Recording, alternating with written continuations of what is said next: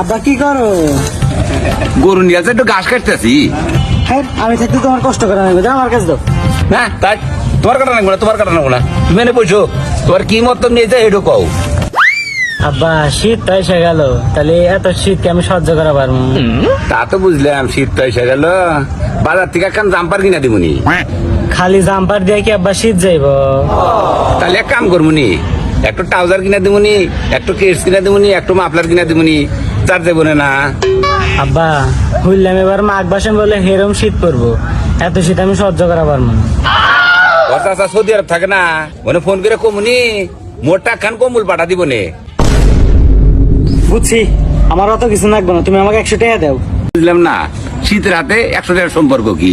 ওই 100 টাকা নিয়ে গাড়ি ভাড়া দিয়া মাক নিয়ে নানি ঘর বাড়িতে কি আসনো, তাহলে বুঝবে যে এই শীতে কি দরকার। বুঝছি, বিয়া করা যায় নাকি?